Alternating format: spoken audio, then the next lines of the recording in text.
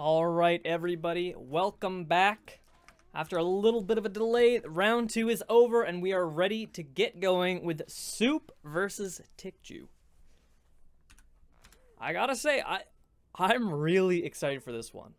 Tiqju, I have seen Tiqju play, and I have actually run into Tiqju in online lobbies myself. I was exceptionally impressed with how good he is, despite me having never heard of them before. And also worth noting, Tiqju is coming off of a win against Fish. Fish, one of the other breakout players from Ignition, came out of nowhere and finished in 9th place.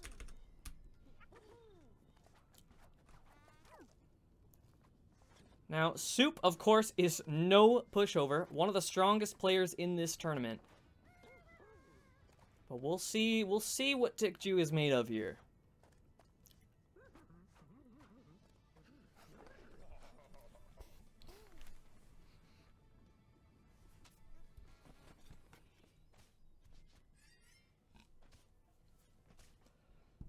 Szop going for the glue. I wonder if he's going to try and set up a glue jump here. Oh, I think I see the vision. Is Szop going to go for it? He's not. Understandable. I know that a lot of players are not big fans of glue jumps. Oh, wow. Wow. It isn't forced yet, but it looks to me like Szop is trying to force the same thing that won Kreutz the set against him in Ignition. Tiqju speeding through it. Szop not far behind.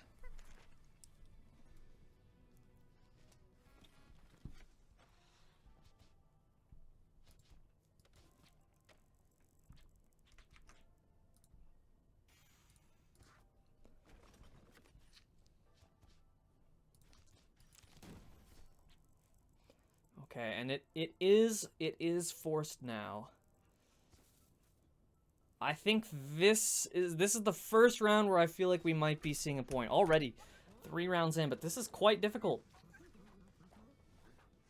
Yep, Szop going for the alignment. Is he gonna use the Kreutz setup? He is! He gets it through, but he goes for the quick jump, trying to realign rather than just go for the jump.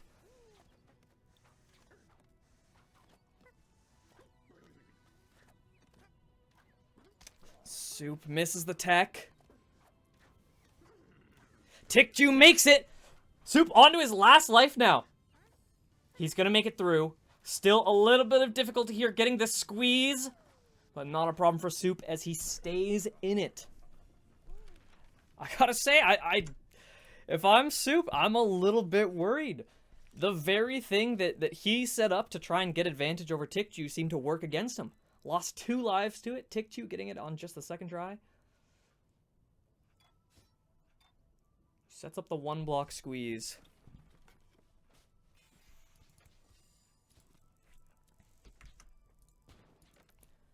This could be a worrisome type of set for someone like Szop, because Szop already a very established player, whereas Tiqju, people know that Tiqju is good. We've seen the speedruns.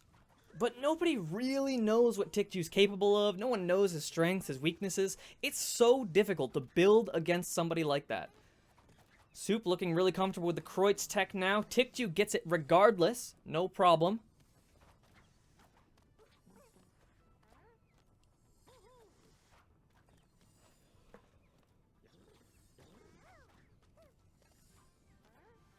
Tiqju recognizes that the wall jump there is a little bit more lenient than the precise 2-block jump. Both of them still looking so confident. I mean, we only have, this round included, we have 6 rounds left. I think we're going to need to see some difficulty ramping up, and we're going to need to see it soon. What's the plan here, Szop? A little bit of a passive placement. Doesn't feel to me like he found what he was looking for. I feel like a rule set like this, only a 15-second build timer, it's really difficult. It's really difficult to find those intricate placements and build to your strengths. Guarantee that you maintain advantage. Soup blowing it all up.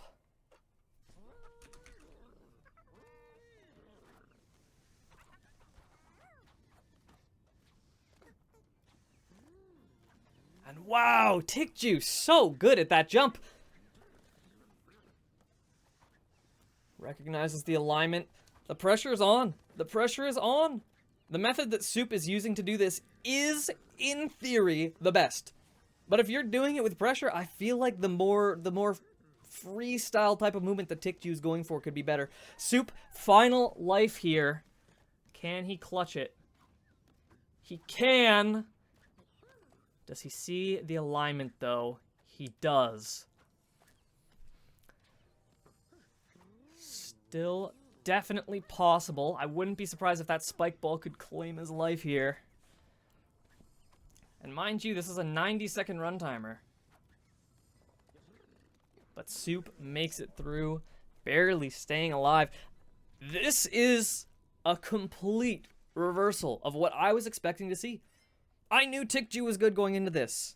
I think everyone knew. But I had no idea he was this good. He looks like the more confident player in a set against Soup. Are you kidding? That being said, he's not an established party mode player. So it's entirely possible if Soup puts his mind to it, he might be able to find a setup that a challenge mode and a speedrun player might not see.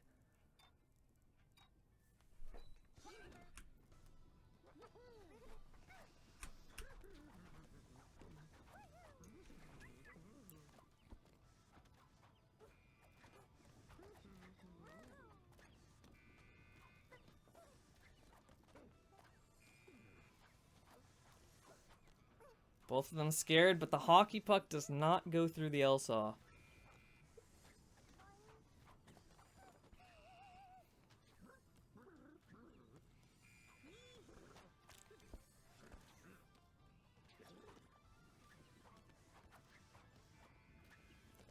Soup lost a life, but still looking good on that Kreutz jump.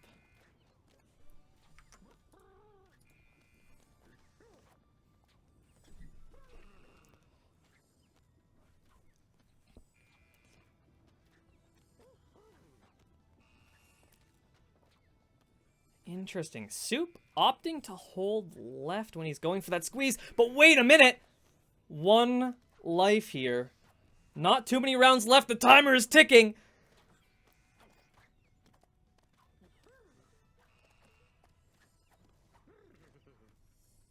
Soup clutches it out!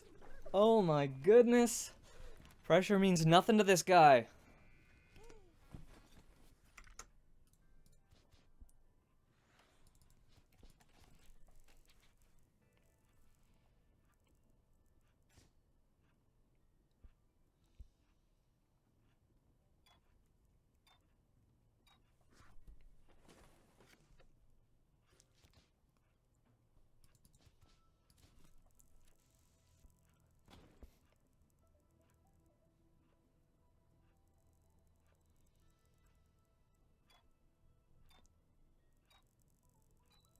Neither of them looking like they know what they want to place there.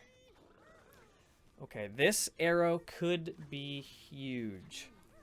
Definitely the most difficult setup we've seen so far. A fairly precise timing, getting in and out of that arrow, and especially avoiding that spike ball on the other side, but Soup does it effortlessly! Tiqju, down to the last life. This could be the opportunity that Soup has been looking for. Tiqju has had the advantage all game so far, but now he's turning the tables. Tiqju manages to get through, but dies to the spike ball above. Soup, this is your moment. Do not let it pass. He makes it through. All that's separating Soup from the advantage is one wide jump, and he makes it! Wow!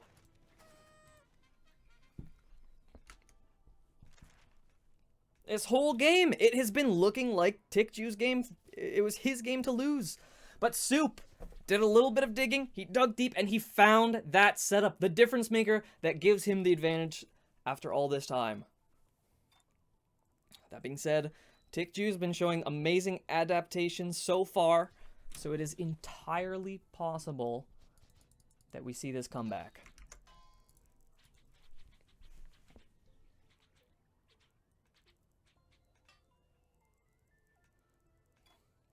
Tiqju blocking that arrow. Not a bad decision. Normally, I wouldn't advise getting rid of difficulty when you need to make that comeback, but that setup was just so good for Szop. It only makes sense.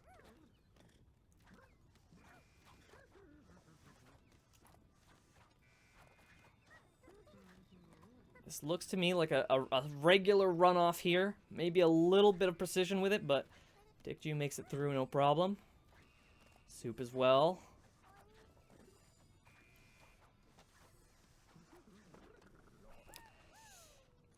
I mean, only 2 rounds left. Szop has the lead. I understand the rationale behind getting rid of that arrow for Tiqju, but right now, I mean, the map is too easy. How are you going to score on Szop if you don't add something more? I like the black hole placement. Szop, notably in the experiences I've had with him, he is quite good at black holes. Szop does have a bomb. If he so desires, he could win this set right now. Remove the difficulty and it's yours.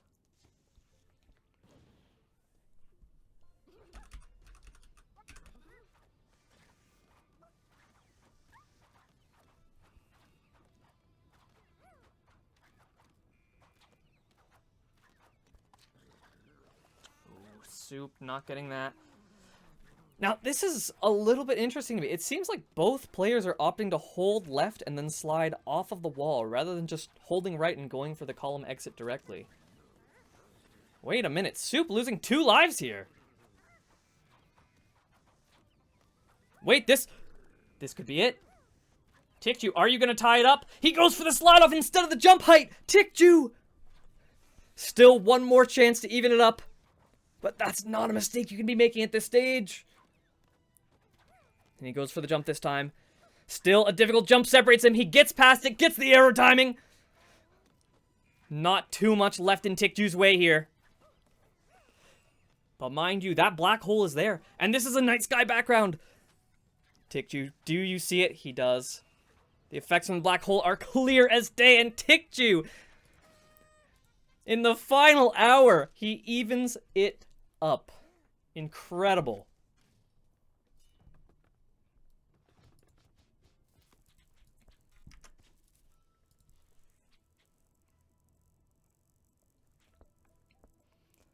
This placement could be everything.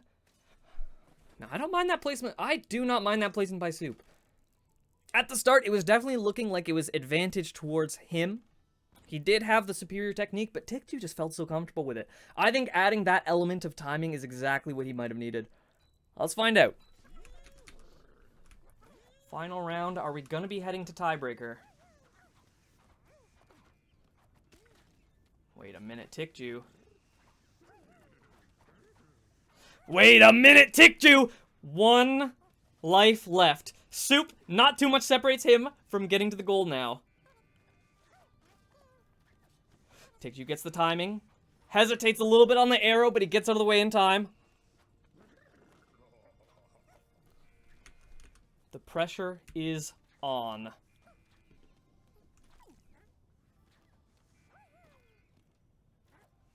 Now wait a minute, Tiqju! He doesn't recognize that that's a situation where you need to be bailing, and in the final moment, Szop clutches it up. 2-1 victory. Are you kidding me?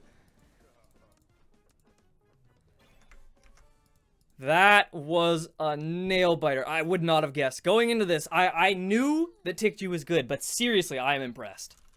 I am impressed.